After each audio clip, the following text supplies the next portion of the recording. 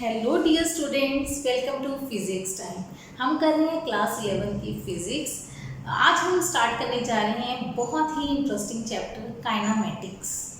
तो first, what is the meaning of kinematics? Kinetic word सुना है? Kinetic energy. काइनेटिक का मतलब होता है मोशन, काइना का मतलब है मोशन, मैटिक्स का मतलब मैथ्स, मेजरमेंट्स लगा सकते हैं, मैथ्स लिख देते हैं। इसका मतलब मोशन का मैथ, मतलब मोशन की कैलकुलेशन। मोशन क्या है? मोशन का मतलब है किसी चीज की मूवमेंट होना। एक टर्म मैं लिख रही हूँ, मोशन लिखा है, एक होता है रेस्ट। रेस्ट क्या होता है? रेस्ट, हम रेस्ट कर रहे हैं ना, हम आराम कर रहे हैं, हम सो रहे हैं, हम एक जगह पे पड़े हैं, दैट इज रेस्ट। मतलब if the position does not change with time, अगर किसी की पोजीशन टाइम के साथ चेंज नहीं करती, इट इज कॉल्ड रेस्ट। तो इसको क्या बोलते हैं हम? रेस्ट। अगर पोजीशन टाइम के साथ चेंज ना करे, रेस्ट। और दूसरी है मोशन। मोशन का मतलब है position changes with time, position changes with time. Time के साथ आपकी पोजीशन चेंज करे तो हम कहते हैं हम किस में हैं? मोशन में, मतलब हम चल रहे हैं। ठीक है, रेस्ट और मोशन दो टर्म्स क्लियर आ गई। अब बहुत ही इंपॉर्टेंट चीज लिख रही हूं, rest and motion are relative terms. रिश्तेदार हैं वो, एक दूसरे के अलग नहीं है, एक दूसरे से जुड़े हुए हैं। कोई भी चीज हम पर्टिकुलर रेस्ट पे नहीं कह सकते, कोई भी चीज हम ये नहीं कह सकते वो चल रही है। इट डिपेंड्स अपॉन, किस पे डिपेंड करता है? रेस्ट और मोशन फ्रेम ऑफ रेफरेंस पे। फ्रेम ऑफ रेफरेंस किसको बोलते हैं? कुछ चीजें आप सीख लीजिए, वैसे +1 में हम कम यूज करेंगे, बट फिर भी फ्रेम ऑफ रेफरेंस क्या है? मतलब वो एक फ्रेम जिसके अकॉर्डिंग आप एक्सिस डिफाइन कर दो, बी हमारी एक्स एक्सिस है, ये वाई है, ये जेड है, किस तरफ है? एक ओरिजिन जहां से आप डिस्टेंस मेजर करोगे, पोजीशन नोट करोगे, कुछ भी।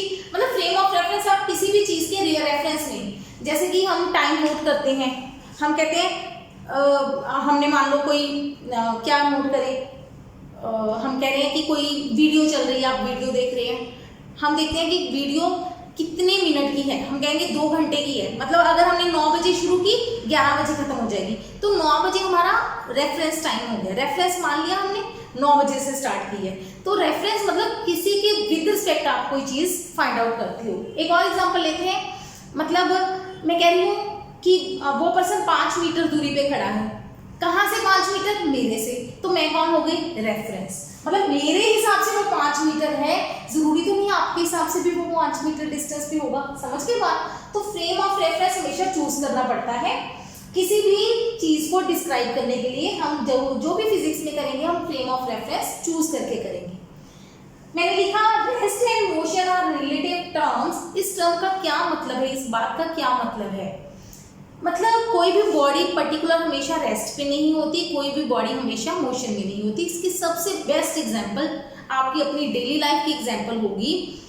आप ट्रेन में सफर कर रहे हो, किया है सबने, ट्रेन में जा रहे हो, आप ट्रेन में बैठे हो, सोचो ट्रेन चल रही है, ठीक है, आप 2 पैसेंजर साथ साथ बैठे हो, ठीक है, हम 2 पैसेंजर बैठे, मैं बैठी हूँ, एक मेरा को पैसेंजर बैठा है, एक और सब पर्सन मेरे साथ बैठा है ट्रेन में। मेरे हिसाब से उस पर्सन की पोजीशन चेंज कर रही है टाइम के साथ? ट्रेन जरूर चल रही है, मेरे हिसाब से, मेरे विद रिस्पेक्ट, मेरे से उस पर्सन का डिस्टेंस चेंज कर रहा है। वो पर्सन बैठा है ट्रेन में, मैं भी बैठी हूँ, पर्सन भी बैठा है, क्या मेरे हिसाब से पर्सन की पोजीशन चेंज कर रही है? नहीं कर रही। तो इसका मतलब मेरे अकॉर्डिंग वो पर्सन किस पे है? रेस्ट पे। मेरे अकॉर्डिंग पर्सन किस पे है? रेस्ट पे। अच्छा, पर्सन के अकॉर्डिंग मेरी पोजीशन नहीं चेंज करे, तो पर्सन के फ्रेम के हिसाब से मैं किस में हूँ? रेस्ट में। हम दोनों एक दूसरे के लिए रेस्ट में हैं। अब वही हम दोनों बैठे हैं, ट्रेन चल रही है, एक पर्सन प्लेटफॉर्म पे खड़ा है, वो हमें देख रहा है। उस प्लेटफॉर्म वाले पर्सन के अकॉर्डिंग जो ट्रेन के अंदर हम दोनों बैठे हैं, हमारी पोजीशन क्या हो रही है, टाइम के साथ चेंज हो रही है। पहले हम प्लेटफॉर्म के इस कॉर्नर पे थे, फिर आगे जाते गए, उस पर्सन के अकॉर्डिंग हम मूव कर रहे हैं, तो हम किस में हो गए, मोशन में। मेरे अकॉर्डिंग मेरा को पैसेंजर है, जो मेरे साथ बैठा पैसेंजर है, वो रेस्ट पे है। उस पर्सन के अकॉर्डिंग हम लोग मोशन में हैं, तो रेस्ट एंड मोशन कभी भी फिक्स नहीं होता, ठीक है। और एग्जांपल लो, हम धरती पे बैठे हैं, अर्थ पे हम लोग बैठे हैं, इस टाइम मैं खड़ी हूँ, सी मेरी पोजीशन टाइम के साथ चेंज हो रही है, नहीं हो रही, जब मैं बिल्कुल बैठी हूँ ना, खड़ी हूँ। अब एक पर्सन मून पे चला गया, मून पे चला गया, अर्थ घूम रही है, आपको पता है धरती हमारी गोल गोल चक्कर काट रही है ना, अर्थ घूम रही है, तो अर्थ पे अगर मैं बैठी हूँ यहाँ पे, तो मैं भी घूम रही हूँ अर्थ के साथ। अच्छा, जो पर्सन मून से देख रहा है, उसके अकॉर्डिंग अर्थ मूव कर रही है, तो हर पर्सन मूव कर रहा है, ठीक है ना। अर्थ पे मैं बैठी हूँ, अर्थ वाले लोगों के अकॉर्डिंग मैं किस में हूँ, रेस्ट में, लेकिन जो पर्सन मून पे बैठा है उसके अकॉर्डिंग मैं किस में हूँ, मोशन में। तो इसीलिए कहते हैं rest and motion are relative terms, ठीक है, कि कोई भी चीज पर्टिकुलर रेस्ट पे नहीं होती, कोई भी चीज पर्टिकुलर मोशन पे नहीं होती, ठीक है। कोई मून भी घूम रहा है अपनी जगह पे ना, एक्सिस पे घूम रहा है, हम यहाँ से बैठे, मून पे बैठा कोई पर्सन है, हम उसको देख रहे हैं, ऑब्जर्व कर रहे हैं, ठीक है, तो हमारे अकॉर्डिंग वो पर्सन किस में है, मोशन में। लेकिन जो पर्सन मून पे ही अगर दो पर्सन हो, बैठे हैं, खड़े हैं या फिर रेस्ट पे हैं, तो एक दूसरे के अकॉर्डिंग रेस्ट पे हैं, लेकिन अर्थ वाले पर्सन के अकॉर्डिंग वो किस में है, मोशन में, ठीक है। समझ आ गई ये चीज। ये हो गया हमारा रेस्ट एंड मोशन का कॉन्सेप्ट। फिर हमारा चैप्टर है मोशन का मैथ स्टडी करना। अब मोशन तो किसी का तो अब हम वो चीजें लेंगे, अब हम वो एग्जांपल्स लेंगे जिसमें हम अर्थ पे एक पर्सन बैठा है, वो बाकी लोगों का मोशन ऑब्जर्व करेगा कि वो चीज किस डायरेक्शन में मूव कर रही है, कितनी फास्ट मूव कर रही है। तो ये टर्म्स हम रीड करेंगे। एक बार रेस्ट एंड मोशन का कॉन्सेप्ट क्लियर हुआ, ठीक है, एक डेफिनेशन लिख लो और ये नोट कर लो, rest and motion are relative terms. Nothing is permanently at rest, nothing is permanently in motion, it depends upon frame of reference, कि उसको ऑब्जर्व कौन कर रहा है। फ्रेम ऑफ रेफरेंस मतलब फ्रेम ऑफ रेफरेंस में एक्सिस का सेट होता है और एक हम कहते हैं स्टॉप वॉच होती है, क्लॉक होता है। स्टॉप वॉच ना को हम कह लेते हैं क्लॉक होता है, जिसमें हम टाइम नोट करते हैं, टाइम और पोजीशन नोट करते हैं, तो वो हो जाता है हमारा फ्रेम ऑफ रेफरेंस, ठीक है। चलिए, अब ये मोशन का मैथ हो गया, तो ये हो गई हमारी काइनेमेटिक्स। तो काइनेमेटिक्स में हम कौन कौन सी चीजें पढ़ेंगे, मेन काइनेमेटिक्स में हम पढ़ेंगे, हमारे यहाँ पे वेरिएबल्स होते हैं कुछ, मतलब वो चीजें जो चेंज करती जाती हैं मोशन में। कौन कौन सी चीजें हैं, वो कौन कौन सी फिजिकल क्वांटिटीज हैं, एक है distance, displacement, speed, velocity and acceleration. ये 5 मेन वेरिएबल्स हैं काइनेमेटिक्स के, जिनके बारे में हम स्टडी करेंगे। आगे speed type, different types of speed है, डिफरेंट टाइप ऑफ वेलोसिटी है, फिर एक्सेलरेशन की टाइप्स हैं, फिर हम इनके ग्राफ्स स्टडी करेंगे, ठीक है। तो वो सारी चीजों के बारे में हम डिटेल स्टडी करेंगे। हाँ, आप काफी टर्म से इनसे सिमिलर मतलब आप गो थ्रू हो चुके हो, हम ये सारी चीजें डायमेंशन चैप्टर में एक बार देख चुके हैं। अब हम इनका मतलब समझेंगे कि इन सारी टर्म्स का एग्जैक्ट मीनिंग और आपने डेफिनेशन पेपर में कैसे लिखनी है, इसके मार्क्स लेने के लिए, ठीक है। तो स्टार्ट करते हैं आज का first topic, distance and displacement. क्या है दोनों चीजें, ये काफी चीजें हम डिस्कस कर चुके हैं। आप 9th 10th क्लास में 9th में पढ़ा हुआ है आपने डिस्टेंस और डिस्प्लेसमेंट, है ना, तो आपको आइडिया होगा। डिस्टेंस क्या है, ये हम फ्रेम ऑफ रेफरेंस स्टार्ट करेंगे, पोजीशन स्टार्ट करेंगे। ए है, एक बी पोजीशन है, ये आपका घर है, होम, ये आपका स्कूल है, ठीक है। घर से स्कूल जाना है आपको, छुट्टियां हैं मैडम क्यों भेज रहे हो स्कूल, पर फिर भी सपोज कर लो, अच्छा स्कूल नहीं जाना, ठीक है, पार्क चलते हैं, पार्क तो जाते हैं शाम को, पार्क चलते हैं, घर से आपको पार्क जाना है, ठीक है। अब आपके पास क्या एक रास्ता है जी आपकी गली से ऐसे जाके ऐसे पार करना है, ठीक है। एक रास्ता है पहले ऐसे जाएंगे, फिर ऐसे जाएंगे, फिर ऐसे जाएंगे, फिर ऐसे जाएंगे, ये पार्क आ गया, ठीक है। वही सेम पार्क पर जाना है, आपके पास अलग अलग तरीके हैं। ये 3 तरीके मैंने बना दिए, 1 2 3, ये 3 टाइप का मेरे पास एक। अच्छा तो इसको चेंज कर दें, इसको थोड़ा सुंदर सा बनाते हैं, ऐसे गोल रास्ता है। और एक रास्ता है, ये क्या बन गया, कुछ आइसक्रीम कोन जैसा बन गया। चलो एक ये रास्ता है, ये 3rd हो गया, ये 4th रास्ता है। मेरे पास 4 रास्ते हैं पार्क जाने के लिए। तो जब कोई भी पर्सन, आप खुद, मैं ए से बी जाऊंगी, होम से पार्क तक जाएंगे, हम छुट्टियां हैं, एंजॉय करने जाएंगे, पिकनिक मनाने जाएंगे शाम को। तो जब आप ए से बी जाओगे, आपके पास अलग अलग रास्ते हैं, एक ये गली जा रही है, एक ये गली जा रही है घूम के, एक ऐसे गोल गली जा रही है, अलग अलग रास्ते हैं, एक सीधी गली जा रही है। तो आप जिस रास्ते से जाओगे, एक्चुअली जाओगे, तो आप कुछ रास्ता कवर करोगे, रास्ता, ठीक है, कुछ पाथ है जो आप कवर करोगे, उस पाथ की लेंथ, लंबाई को हम क्या कहते हैं, डिस्टेंस। क्या है, first it is the definition, it is the actual path length covered by a body, जो कोई बॉडी, by a person कह लो, पर्सन और बॉडी कह लो, बॉडी मतलब कार, स्कूटर, बाइक, कुछ भी हो, ठीक है, या बॉल ही हो, एक बॉल ए से बी जा रही है, तो एक्चुअल पाथ लेंथ, जो एक्चुअल रास्ता उसने चूज किया है ए से बी जाने के लिए, उसकी लंबाई को हम क्या कहते हैं, उस रास्ते की लंबाई को, पाथ की लंबाई को, रास्ते की लंबाई को हम क्या कहते हैं, डिस्टेंस। क्लियर हो गया।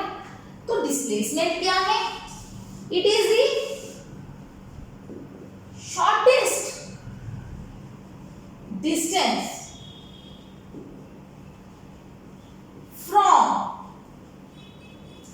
initial to final position, starting position से end position तक। वेरी इंपॉर्टेंट, मैंने एक वर्ड लिखा from,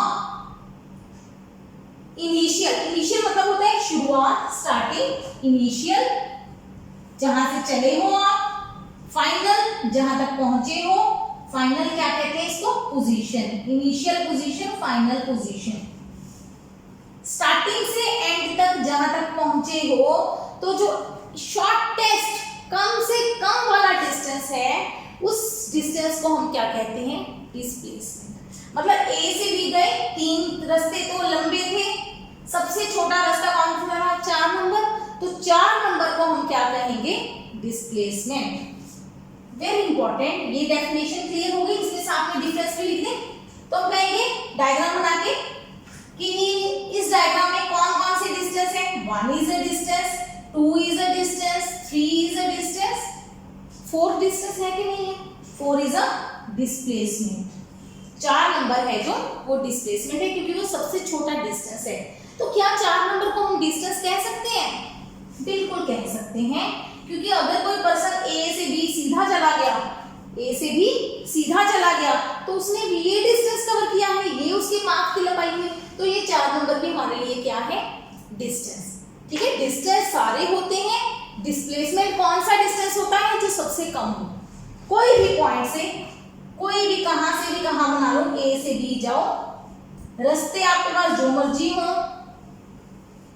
जो शॉर्टेस्ट होगा वो हमारा क्या होगा, डिस्प्लेसमेंट। ये वाला डिस्प्लेसमेंट होगा, ठीक है, और बाकी सारे के सारे मतलब ये वाला भी इंक्लूडिंग शॉर्टेस्ट भी, सारे के सारे डिस्टेंस होंगे जो भी रास्ते से जाएंगे, बट जो शॉर्टेस्ट होगा उसको क्या मान लेंगे हम, डिस्प्लेसमेंट। ठीक है, डिस्टेंस क्या होता है, it is a scalar quantity. अभी वेक्टर और स्केलर आप डिटेल में पढ़ चुके हो, it is a scalar quantity. Scalar जिसका सिर्फ मैग्नीट्यूड होता है, कोई डायरेक्शन नहीं होती। It is a vector quantity, ये एक वेक्टर क्वांटिटी है। इसका मैग्नीट्यूड और डायरेक्शन दोनों होते हैं। वेक्टर का मैग्नीट्यूड मतलब इसकी कोई ना कोई लंबाई भी होगी, ठीक है, और मैग्नीट्यूड भी, डायरेक्शन भी होगी। कहां से कहां तक? It's direction is from initial to final, initial to final, ठीक है। मैं ये बीच वाला होम और पार्क रब कर दूं, ये मैं साफ कर रही हूं ताकि आप पूरे डिफरेंस के पॉइंट अच्छे से नोट कर सकें। फोर्थ पॉइंट,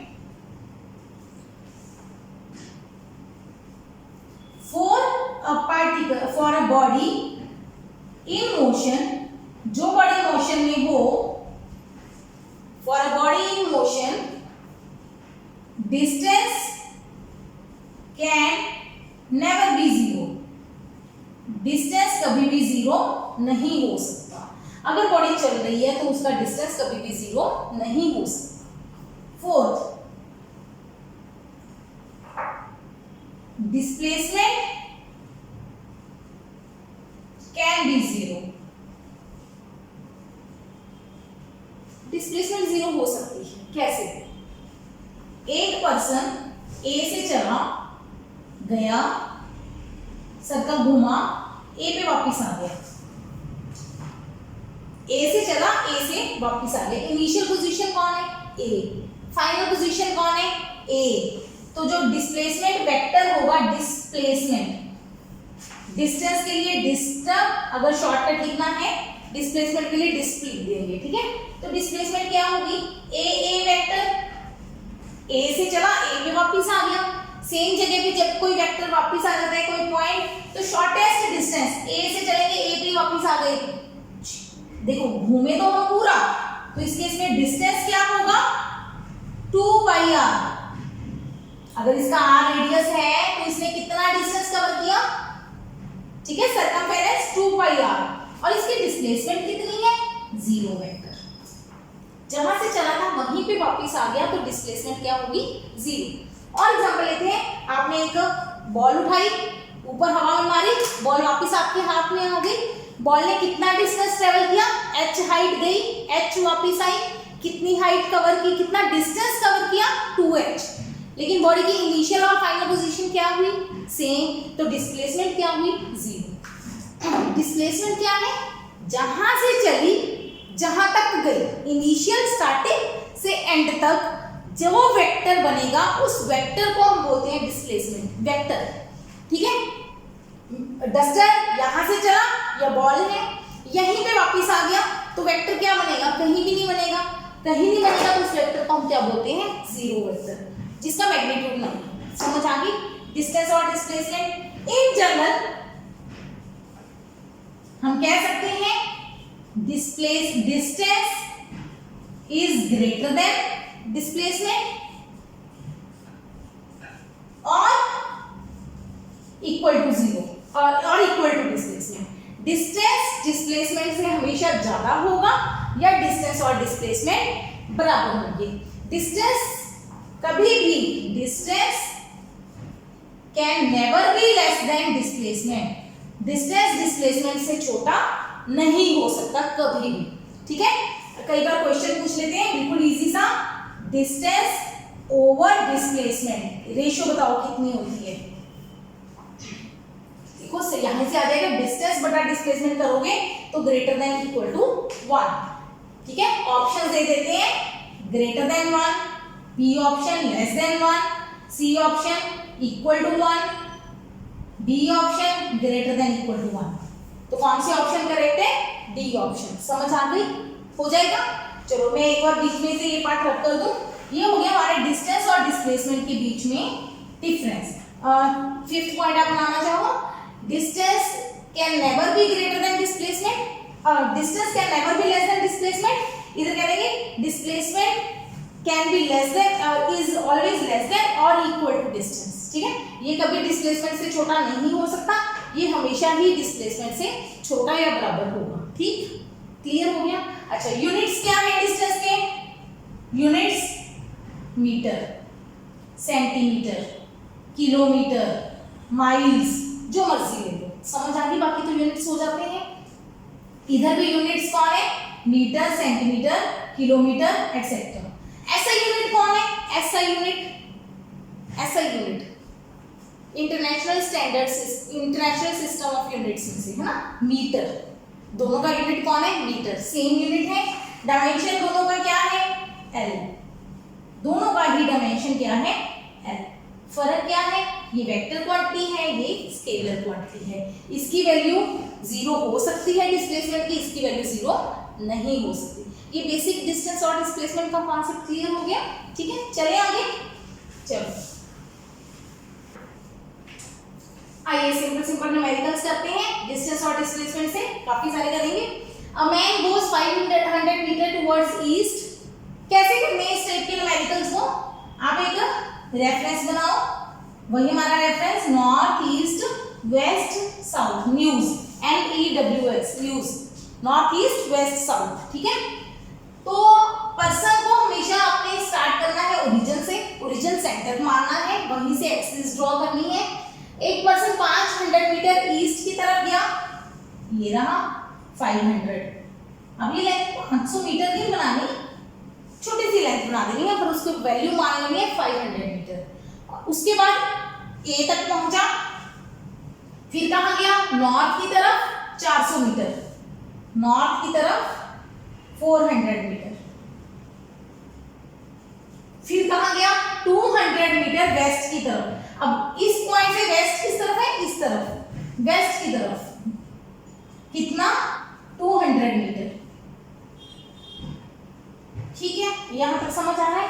तो डिस्टेंस पता करो, डिस्टेंस क्या होता है, actual length cover. Actual length cover क्या आएगी, OA प्लस OB, नहीं plus AB plus AC BC, कितना हो गया 500 प्लस 400 प्लस 200, 1100 मीटर। ये उसकी डिस्टेंस कवर्ड है, एक्चुअल पाथ लेंथ कवर्ड है। अब पूछा है डिस्प्लेसमेंट बताओ, तो डिस्प्लेसमेंट क्या होगा, स्टार्टिंग से एंड तक को मिला हो, इनिशियल कहां से शुरू हुआ, O से कहां गया, C तक।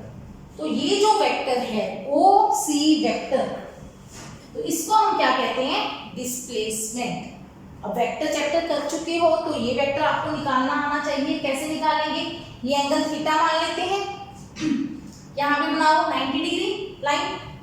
अच्छा ये 500 है टोटल, तो ये कितनी बची 300, क्योंकि ऊपर वाला 200 है। ये देखो ये पता चल रहा है, ये हमारा 200 मीटर था, ये 200 मीटर निकाला तो ये 300 बचा। अच्छा ये 400 है तो ये भी 400, तो ये कितनी आएगी साइड 300, 400, तो ये आएगी 500। तो डिस्प्लेसमेंट आएगी, हम इसको दो पार्ट में लिखेंगे। डिस्प्लेसमेंट मैग्नीट्यूड कितना आएगा 500 मीटर। रजे ये पता चल गया 300 और 400 पाइथागोरस थ्योरम लगा दी है, अंडर रूट 900 और 1600 2500, उसका अंडर रूट 500 मीटर, ठीक है। और डायरेक्शन के लिए क्या निकालेंगे हम, एंगल। tan थीटा क्या होगा 400 बाई 300 कट गया 4/3। डायरेक्शन, वेक्टर की डायरेक्शन हम किससे देखते हैं, एंगल से। अच्छा ये याद है tan थीटा 4/3 कब होता है, tan थीटा 4/3 कब होता है 53 डिग्री पे। ये सिर्फ दो एंगल्स ऐसे हैं, बाकी 0 30 45 16 90 हम याद करते हैं। एक 37 और 53 दो एंगल्स ऐसे हैं जिनका हमें tan याद करना होता है। कर लो तो अच्छी बात है, जरूरी तो नहीं होता। 3 4 5, अगर 3 4 5 है तो ये एंगल होगा 37 डिग्री। अगर 4 3 5 है तो ये एंगल होगा 53 डिग्री, ठीक है। तो 37 होता है tan 3/4, 53 होता है 4/3। ऐसे आप कर लो, छोटा एंगल है तो छोटा ऊपर आएगा, बड़ा एंगल है तो बड़ा ऊपर आएगा, ठीक है। तो ये हमारा एंगल कितना आ गया 53 डिग्री।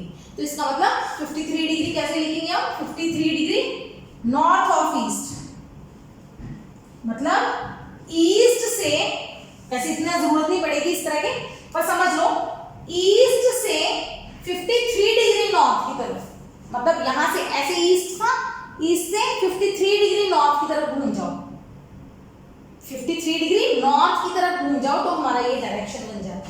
क्वेश्चन समझ आ गया? इसी टाइप का एक और न्यूमेरिकल देखते हैं। हाँ जी, क्वेश्चन देखिए। A man goes towards x positive x axis 400 metre and comes back 200 metre. एक पर्सन यहां से चला, अब एक्स एक्सिस बताया है, कितना मीटर गया? 400 मीटर गया और 200 मीटर वापस आ गया। ए तक गया, बी तक गया, बी तक वापस आ गया। तो डिस्टेंस और डिस्प्लेसमेंट बताइए। डिस्टेंस क्या हो जाएगा? 400 गया, 200 वापस आया, 600 मीटर। डिस्प्लेसमेंट क्या हो जाएगी? डिस्प्लेसमेंट क्या हो जाएगी? ओबी वेक्टर। ठीक है। अब इसमें आप इसको बहुत तरीके से कर सकते हो। आप कर सकते हो ओ ए प्लस ए बी, ऐसे कर सकते हो। ठीक है। ओ ए वेक्टर क्या है? 400 आई कैप। ए से बी क्या है? -200 आई कैप, तो बना 200 आई कैप। एक तरीका तो ये है। दूसरा तरीका सीधा ही है। ये 400 था टोटल 400 था, ये 200 है, तो ये कितना बचा? 200। ओ से बी जाना है, कौन सी एक्सिस है? एक्स एक्सिस, तो सीधा आंसर आ जाएगा 200 आई कैप। ठीक है, क्लियर हुआ? तो इस तरह से हम डिस्टेंस और डिस्प्लेसमेंट निकाल सकते हैं। इसी क्वेश्चन को रिपीट करते हैं। यहाँ पे डिस्टेंस 500 मीटर कर देते हैं। अब क्या होगा? मिटा दें इसको। अब देखो अब क्या होगा? ओ से चला, ए तक गया, कितना मीटर? 400। ए से वापस आया, कितना मीटर? 500 मीटर। अब ये डिस्टेंस कितना है? 500 मीटर। अब डिस्टेंस क्या होगा? 400 प्लस 500 मतलब 1100। डिस्प्लेसमेंट क्या होगी? ओबी वेक्टर। ओबी वेक्टर की लेंथ कितनी होगी? टोटल 500 है, ये 400 है, तो ये 100 बचा, 100। कौन सी डायरेक्शन में है? ओ से बी, इधर वाली।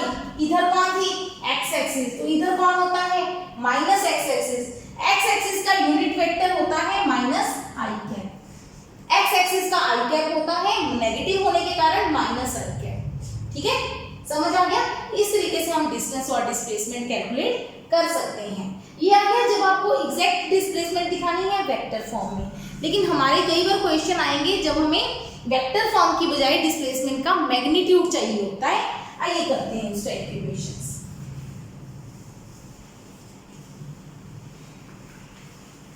अब इस टाइप के क्वेश्चन बहुत इंटरेस्टिंग है। Find ratio of distance and displacement. काफी सारे क्वेश्चन करेंगे इस टाइप के। ए से बी तक जा रही है बॉडी, डिस्टेंस और डिस्प्लेसमेंट बताइए।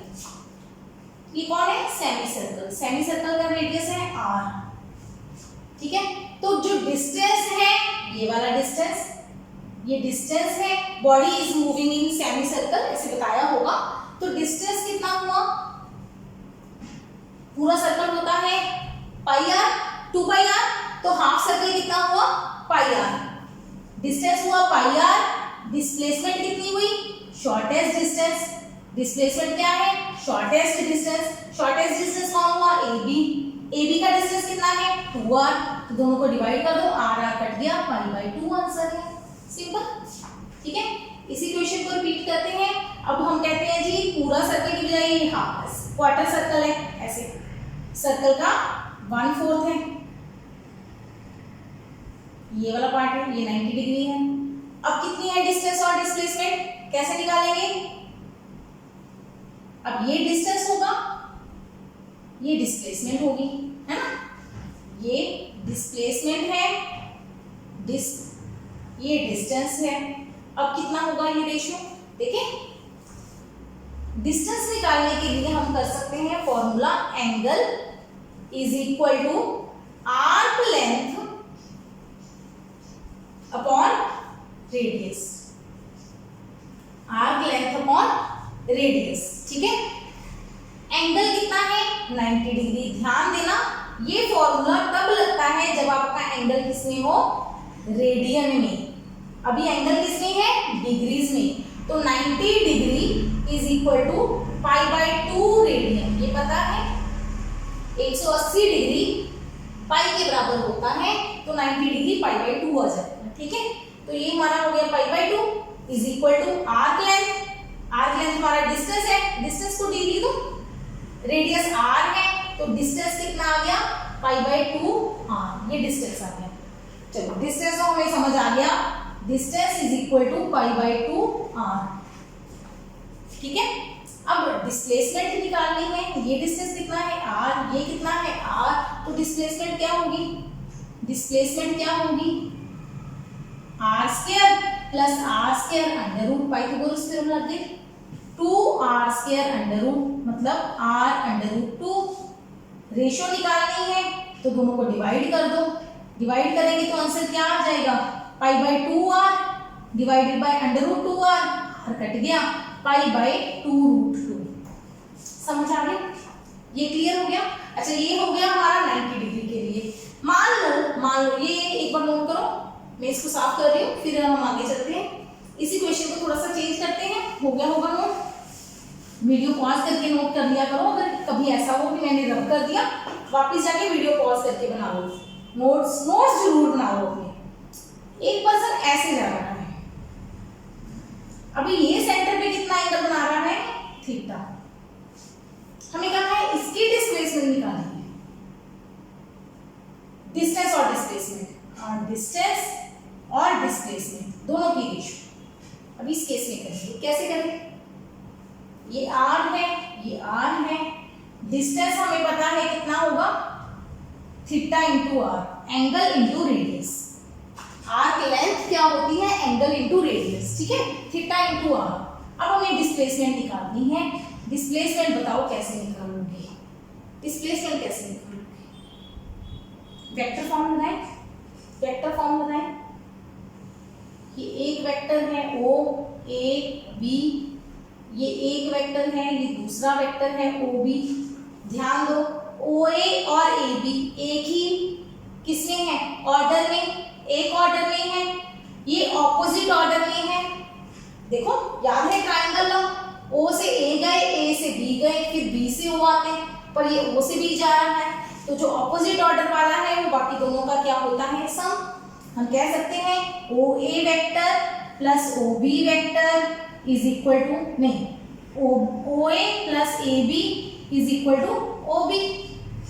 अरे अभी भी लिख के चुके थे, याद रखो, जब ऐसे कुछ हो ना A सेम आगे तो A कट जाएंगे आपस में, जो बचा वो बच जाएगा OB, ठीक है, मतलब OA AB A सेम आ गए, सेम वाले कट जाएंगे, OB बच जाएगा, ठीक है। OA कौन है R, नहीं, अभी हमें AB चाहिए, तो AB क्या हो जाएगा OB minus OA।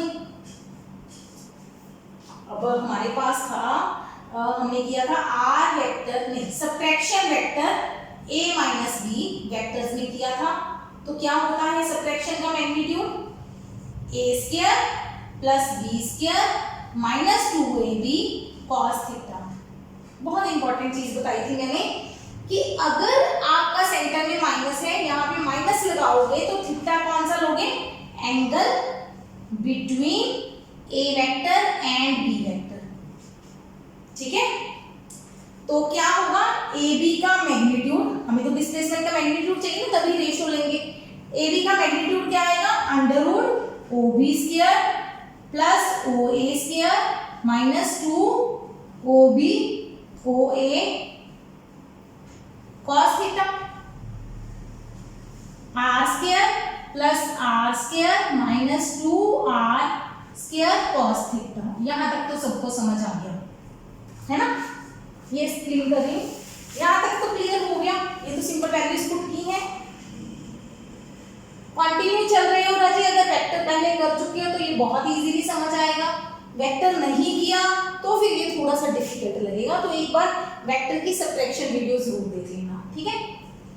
2R² minus 2R² cos theta under root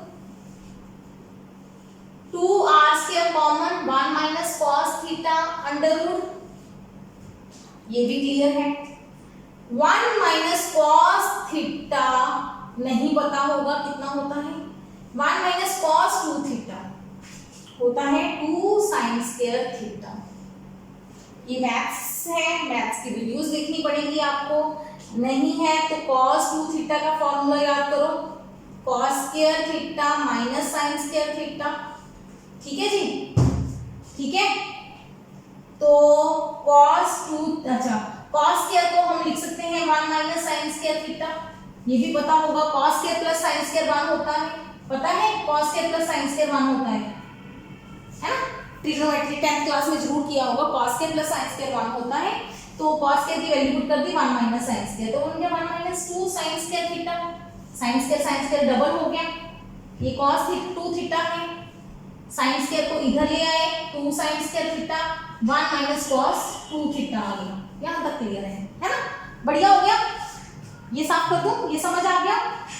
अच्छा, इसका मतलब अगर यहाँ पे एंगल 2 थीटा है तो आंसर थीटा आता है, अगर यहाँ पे थीटा हो तो एंगल हाफ हो जाएगा। 2 थीटा है तो एंगल थीटा आता है, थीटा एंगल है तो एंगल थीटा बाई 2 आएगा, एंगल हाफ हो जाता है। ये हमारा 1 माइनस cos थीटा का फॉर्मूला है। फिजिक्स में बहुत ज्यादा जरूरत होगी इन दो फॉर्मूलास की। अगर प्लस हो तो cos square theta by 2, minus हो तो sin स्क्वायर थीटा बाई 2। ठीक है, ये क्लियर। तो इस वैल्यू को हम लिख सकते हैं 2 sin square theta by 2 under root. काट दें इसको, ये नोट हो गया। देखो जरा से क्या बना, 2 इंटू 2 4 का अंडर रूट 2, r स्क्वायर का under root r sin theta by 2। ये भी स्क्वायर का अंडर रूट कट गया, 2r sin थीटा बाई 2। याद रखो ये डिस्प्लेसमेंट का फॉर्मूला आ गया हमारे पास, एक शॉर्टकट फॉर्मूला आ गया। अगर कोई बॉडी सर्कल में मूव कर रही है लेकिन सर्कल पूरा नहीं बना रही, सेंटर पे थीटा एंगल बना रही है, तो डिस्प्लेसमेंट का फॉर्मूला आएगा 2r sin थीटा बाई 2। अब डिस्टेंस और डिस्प्लेसमेंट की रेशियो चाहिए आपको, तो डिस्टेंस डिवाइडेड बाय डिस्प्लेसमेंट कर दो, क्या होगा r कैंसिल हो जाएगा, theta divided by 2 sin theta by 2। Very important, theta in radian लेना है आपको, थीटा रेडियन की फॉर्म में लेना है डिस्टेंस के कारण। ठीक है, अच्छा यहाँ पे हम, अच्छा इधर आ जाओ, इधर चेक कर लेते हैं, क्रॉस चेक कर लेते हैं स्ट्रेट एंगल के लिए। तो एंगल कितना है 180 डिग्री। ठीक है, 180 होता है पाई। डिस्प्लेसमेंट क्या आ जाएगी, डिस्टेंस क्या आ जाएगा पाई आर, डिस्प्लेसमेंट क्या आ जाएगी 2r sin pi by 2। sin pi by 2 90 degree होता है, sin 90 1 होता है, तो डिस्प्लेसमेंट आ गई 2r। दोनों को डिवाइड कर दो, r कट गया, पाई बाई 2 आंसर ऊपर तो pi by 2 answer cross check हो गया। तो इस तरीके से आप ये शॉर्टकट मेथड से आप डिस्टेंस और डिस्प्लेसमेंट की वैल्यूज कैलकुलेट कर सकते हो। आंसर याद रख लो, डिस्प्लेसमेंट जब लेनी है तो 2r sin थीटा बाई 2 होती है। ठीक है, हो जाएगा इस टाइप का कोई भी क्वेश्चन। डिस्टेंस और डिस्प्लेसमेंट के इनफ हमने पार्ट्स कर लिए हैं, बाकी जो भी आपको बुक में मिले उनको सॉल्व करो, डाउट्स भेजो, मेरी मेल आईडी लिखी हुई है। अब उससे आगे बढ़ते हैं स्पीड एंड वेलोसिटी। जितना फर्क डिस्टेंस और डिस्प्लेसमेंट में है लगभग उतना ही फर्क स्पीड और वेलोसिटी में है। तो डेफिनेशन क्या है स्पीड की, रेट ऑफ, नहीं, स्पीड में दो चीजें होती हैं, दो टाइप की स्पीड पढ़ेंगे हम मेन, एवरेज स्पीड, एक होती है instantaneous speed, instantaneous speed, velocity भी दोनों ही होती है, एवरेज और इंस्टेंटेनियस। आज जितना भी हम टॉपिक करेंगे एवरेज का करेंगे, इंस्टेंटेनियस नेक्स्ट लेक्चर में करेंगे। ठीक है, एवरेज का मतलब है, मतलब देखो आप व्हीकल चलाते हो, आप साइकिल चला रहे हो, स्कूटर चला रहे हो, कार चला रहे हो, कार में जा रहे हो, ट्रेन में जा रहे हो, कभी स्पीड बढ़ जाती है, कभी स्पीड कम हो जाती है। एक मोमेंट पे, मतलब आपने अभी देखा आपकी स्पीड कितनी है 50 किलोमीटर पर आवर, थोड़ी देर बाद देखा आपकी स्पीड होगी 40, तो वो होती है इंस्टेंटेनियस स्पीड। ठीक है, एवरेज क्या है, आप एक लंबे टाइम इंटरवल के लिए अपनी स्पीड को देख रहे हो, कभी 40, कभी 50, कभी कुछ, तो एवरेज मतलब उनका ओवरऑल एवरेज क्या बना। ठीक है, एवरेज स्पीड। तो आज जो भी हम डिस्कशन करेंगे एवरेज के बारे में करेंगे, तो उसी हिसाब से हम डेफिनेशन करते हैं एवरेज स्पीड की। क्या है average speed? Total distance covered by total time taken. It is defined as the ratio of total distance covered to the total time taken. दोनों की रेशियो, ठीक है। इसी को बोलते हैं हम टाइम से डिवाइड जब भी करते हैं ना, rate of change of position. Speed क्या है? रेट ऑफ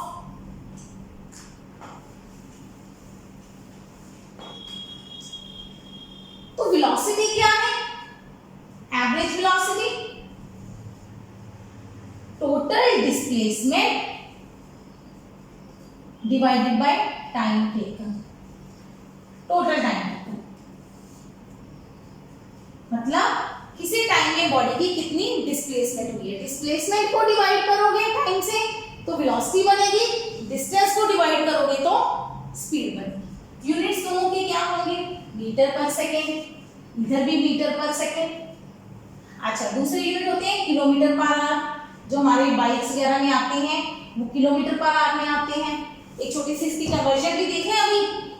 अगर आपको किलोमीटर पर आवर को कन्वर्ट करना है मीटर पर सेकंड में, तो कौन सा फैक्टर लगाते हैं? कैसे याद रखो? 5 किलोमीटर होता है 1000 मीटर, आवर होता है 3600 मिनट सेकेंड। अरे एक घंटे में, एक 1 आवर में 60 मिनट, एक मिनट में 60 सेकेंड, तो एक आवर में कितने सेकेंड हो गए? 60 into 60 3600 सेकेंड, ठीक है। डिवाइड करो, 0000 कैंसिल, 2 पे कैंसिल, 5 18 मीटर पर सेकेंड। मतलब अगर आपके पास 100 किलोमीटर पर आवर है तो आप क्या करोगे? 100 into 5/18 मीटर पर सेकेंड। मीटर पर सेकेंड निकालने के लिए 5/18 से गुना करोगे। अगर मीटर से किलोमीटर में जाना है तो 18/5 बन जाएगा, ठीक है। अच्छा, सेकेंड डिफरेंस पॉइंट क्या है? It is a scalar quantity. ये स्केलर है। इधर क्या कहेंगे हम? इट इज क्या है ये? Vector quantity. ऑब्वियसली अगर डिस्प्लेसमेंट वेक्टर है तो वेलोसिटी भी वेक्टर रहेगी, ठीक है।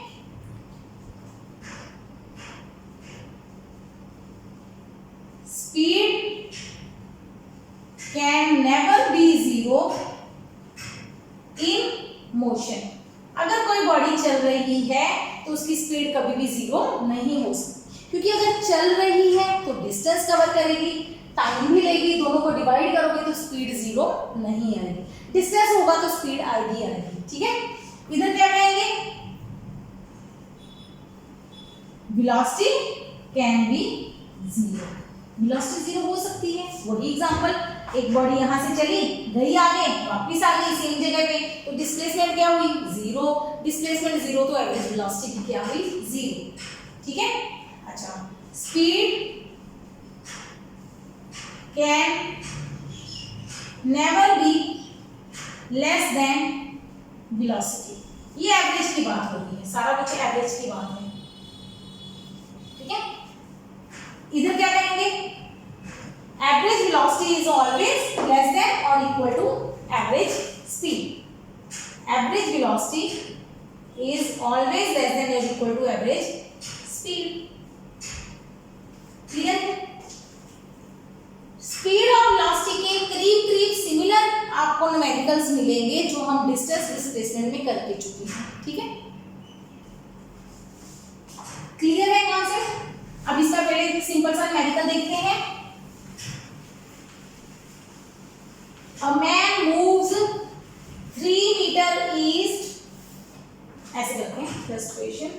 अ man moves 3 metre towards east in 2 seconds and returns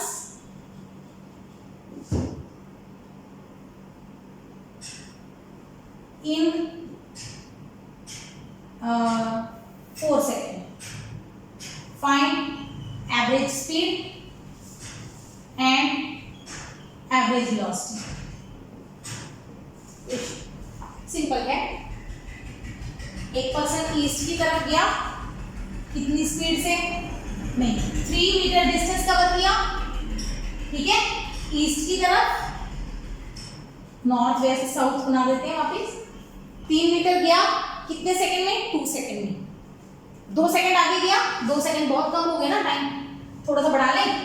300 metre गया इन 300 मीटर गया 10 सेकंड में, और वापिस कुछ सामान घर में भूल गया, वापिस आया 5 सेकंड में, भाग भाग के वापिस आ गया।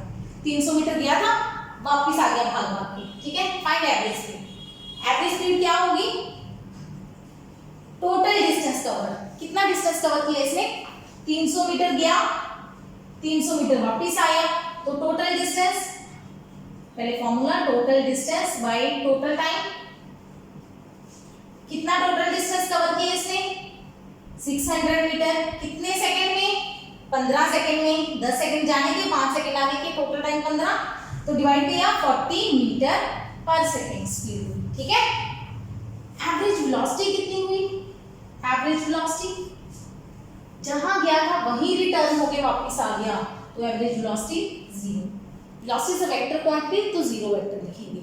अगर आपके पास एमसीक्यूज है, उसमें 0 वेक्टर ऑप्शन नहीं है, तो आप वेक्टर छोड़ सकते हो, इसका मतलब वो मैग्नीट्यूड की बात कर रहे हैं, वेलोसिटी के मैग्नीट्यूड की। लेकिन अगर आपको क्वेश्चन सॉल्व करना है, तो वेलोसिटी में आप क्या शो करोगे? वेक्टर, ठीक है। आइए बहुत ही अच्छा क्वेश्चन सॉल्व करते हैं।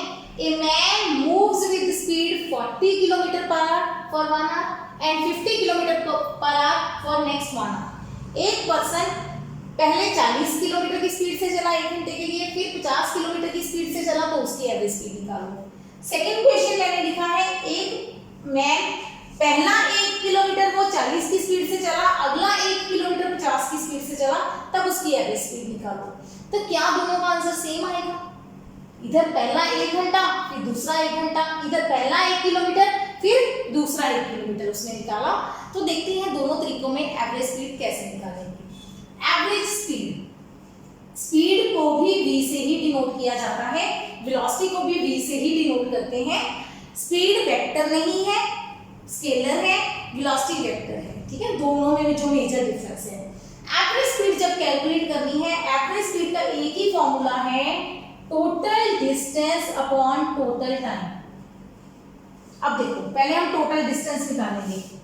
40 की स्पीड है, पहला केस 1 आवर के लिए चला है, तो v कितना है? 40, टाइम कितना है? 1, क्योंकि दोनों यूनिट किलोमीटर और आवर है, तो हम उसको कन्वर्ट करने की जरूरत नहीं है। अब पहला टाइम में डिस्टेंस कितना ट्रेवल होगा? डिस्टेंस s डिस्टेंस को शो कर रहे हैं। Distance is equal to speed is equal to distance upon time, distance is equal to speed into time. 40 into 1 40 kilometre. अच्छा, दूसरे केस में क्या आएगा? वेलोसिटी कितनी है? 50 किलोमीटर पर आवर, टाइम कितना है? 1 आवर, तो डिस्टेंस कितना आएगा? ये s1 हो गया, ये s2 हो गया, vt v2 v1 टाइम दोनों में सेम है, v2 कर लेते हैं यहाँ पे। 50 इंटू 1 मतलब 50 मीटर का 50 किलोमीटर आ गया। तो टोटल डिस्टेंस क्या हुआ? s1 plus s2। Total time क्या हुआ? t1 plus t2। s क्या है? पहला s1 40, 50, टाइम कितना है? 1 प्लस 1, 90/2 मतलब 45 किलोमीटर पर आवर। बिल्कुल ठीक है, ये तो हमें लग भी रहा था। 40 और 50 एवरेज 45। अच्छा, दूसरे केस में निकालते हैं एवरेज स्पीड। दूसरे केस में क्या है? वेलोसिटी कितनी है? v1 40, v2 कितनी है? 50, d1 कितना है? सेम डिस्टेंस कितना है? 1 किलोमीटर। d2 कितना है? 1 किलोमीटर। टाइम नहीं दिया हुआ, टाइम निकाल लेते हैं। t1 पहला डिस्टेंस ट्रैवल करने में कितना टाइम लगेगा? तो एक डिस्टेंस या डिस्टेंस को ऐसे लिख लें, ऐसे लिखते हैं ना, अभी हम ऐसे लिखते हैं s। Speed is equal to distance upon time, तो टाइम क्या आएगा? Distance upon speed. टाइम क्या आएगा, डिस्टेंस अपॉन स्पीड 1/40, तो इधर टाइम क्या आएगा 1/50। तो टोटल डिस्टेंस क्या हुआ s1 plus s2, total time क्या हुआ t1 plus t2, s1 plus s2 क्या है 1 प्लस 1, t1 प्लस t2 क्या है 1/40 प्लस 1/50।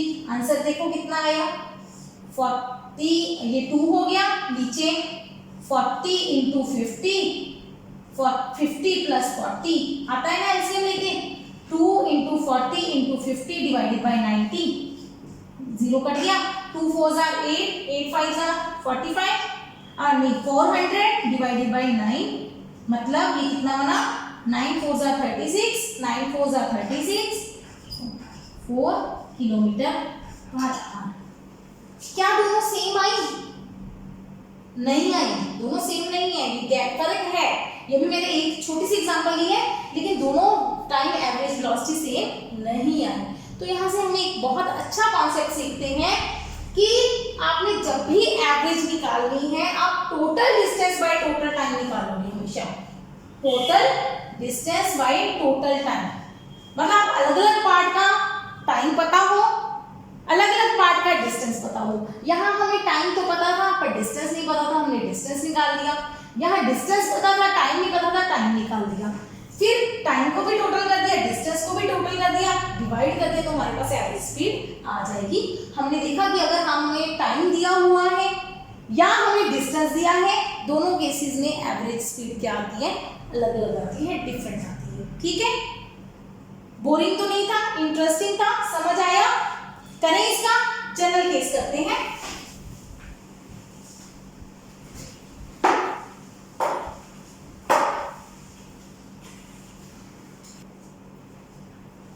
ये करते हैं, बहुत ही अच्छा क्वेश्चन है। A man covers half of his journey with speed v1, then for the second half of journey he moves with speed v1 and v2 for equal times, find his average speed. एक चीज इसमें याद रखो, आपको v1 v2 v1 v2 and v3 ये कहना चाहिए मुझे, है ना, क्वेश्चन गलत हो गया था। आपका आंसर जो आएगा ना वो v1 v2 v3 की फॉर्म में आएगा, मतलब इसके बिना आप जो भी वेरिएबल सपोज करोगे, ऑब्वियसली आपको वैल्यूज दी होंगी 40 50 60 कुछ, ठीक है। आप जो भी डिस्टेंस वगैरह नहीं दिया, डिस्टेंस टाइम नहीं दिया, वैल्यूज भी नहीं है मेरे पास, तो ठीक है, v1 v2 v3 की वैल्यूज नहीं है, तो हमारा जो आंसर आना चाहिए वो v1 v2 v3 की फॉर्म में आना चाहिए, v1 v2 v3 की फॉर्म में आएगा। कैसे? इस क्वेश्चन को कैसे करते हैं, आप टोटल डिस्टेंस मानो, टोटल डिस्टेंस कितना मानोगे, कितना डिस्टेंस सपोज करें, वी विल सपोज 2d। क्यों मैंने 3d नहीं लिया, 3 पार्ट्स हैं लेकिन मैंने 3 पार्ट नहीं लिए क्योंकि हाफ ऑफ जर्नी कहा है, मैंने टोटल डिस्टेंस मान लिया 2d, तो हाफ डिस्टेंस हो गया d, दूसरा हाफ डिस्टेंस भी d हो गया। ठीक है, क्वेश्चन क्या दिया है, पहला हाफ डिस्टेंस उसने कितनी स्पीड से कवर किया, v1 स्पीड से, तो पहले डिस्टेंस को कवर करने में कितना टाइम लगेगा, टाइम कितना लगा t1, मान रहे हैं हम टाइम कितना लगा t1, तो t1 की वैल्यू क्या आएगी v1/d, है ना, t की वैल्यू, t1 की वैल्यू क्या आएगी v1/d। सेकंड हाफ डिस्टेंस उसने कितने टाइम में कवर किया होगा, हमें बताया है उसकी स्पीड्स क्या है, v1 v2 और v3 इक्वल टाइम्स के लिए, मतलब पहले वो t टाइम के लिए चला, फिर t टाइम के लिए चला, पहले t टाइम के लिए जो चला तो उसकी स्पीड कितनी है v2, अगले t टाइम के लिए उसकी स्पीड कितनी है v3, तो पहले टाइम में इसने डिस्टेंस कितना ट्रेवल किया होगा v2t, अगले के लिए डिस्टेंस कितना ट्रेवल किया होगा v3t, तो क्या d2 प्लस d3 हमारे पास d के बराबर नहीं है, बिल्कुल है, तो v2t प्लस v3t किसके बराबर आएगा, d के, तो t किसके बराबर आएगा d divided by v2 plus v3। क्या हम यहाँ पे गलत लिख गए, हाँ जी गलत लिख गए, ये आना था d/v1, ये आना था डिस्टेंस बाय वेलोसिटी, ना कि वेलोसिटी बाय डिस्टेंस, ठीक है, वो बाय मिस्टेक हो गया। तो एवरेज स्पीड निकालते हैं, एवरेज स्पीड क्या होगी, total distance divided by total time, बस एक ही मेथड है, आपको टोटल डिस्टेंस और टोटल टाइम पता होना चाहिए। Total distance 2d, total time पहले t1 टाइम चला, फिर t टाइम चला, फिर t टाइम चला, मतलब twice of T, double T हो गया ना, 2 बार टी आ गया। 2d ऐसे ही रहने दो, पहले t को लिख दो d by v1 plus 2d by v2 plus v3। 2d नीचे से d common, 1 by v1 plus 2 by v2 plus v3। Question LCM ले लो, नीचे का एलसीएम लेंगे v1 into v2 plus v3, v2 plus v3 plus 2v1 ऊपर 2, ठीक है, हो रहा है नो। तो क्या आएगा, twice of v1 v2 plus v3 divided by v2 plus v3 plus 2v1। MCQ question, इस तरह के कॉम्प्लिकेटेड क्वेश्चन आ सकते हैं। बस आपको मेथड सीखना है कि टोटल डिस्टेंस पता हो, टोटल टाइम निकालना है आपको। एक t निकला, एक t1 निकला, टोटल टाइम निकाला, दोनों को डिवाइड किया, आपके पास एवरेज स्पीड आ जाएगी। क्लियर, ठीक है। इसको एक बार अच्छे से देख लो, ध्यान दो। हमारे क्वेश्चन में वेरिएबल कौन थे, v1 v2 v3। आंसर में इसके बिना d और t1 कोई भी जो हमने सपोज किए थे वो आया नहीं आया, आना भी नहीं चाहिए। अगर वो आ रहा है आपके आंसर में तो आपका आंसर कहीं ना कहीं गलत है। ठीक, क्लियर। चलिए एक क्वेश्चन देते हैं, प्रैक्टिस प्रॉब्लम। एक सर्कल है, ये उसका P पॉइंट है। It circle moves half rotation, circle ने हाफ रोटेशन की। Find displacement of point P point की डिस्प्लेसमेंट पता करो। सर्कल ने हाफ रोटेशन मूव की, P पॉइंट की डिस्प्लेसमेंट निकालनी। ठीक है, ये क्वेश्चन करना, इसको सॉल्व करना, सॉल्यूशन मुझे सेंड करना। नेक्स्ट वीडियो में हम इसका आंसर देखेंगे। ठीक है, आज का लेक्चर थोड़ा सा मतलब स्टार्टिंग था, तो आई होप कि आपको क्लियर हुआ होगा। एवरेज स्पीड, एवरेज वेलोसिटी और स्पीड और वेलोसिटी क्या है, डिस्टेंस डिस्प्लेसमेंट क्या है, उनको कैसे कैलकुलेट करना है। तो इसके आगे मूव करेंगे नेक्स्ट टॉपिक्स पे, फिर हम इनके ग्राफ्स पढ़ेंगे। ठीक है, तो keep watching, keep learning, take care.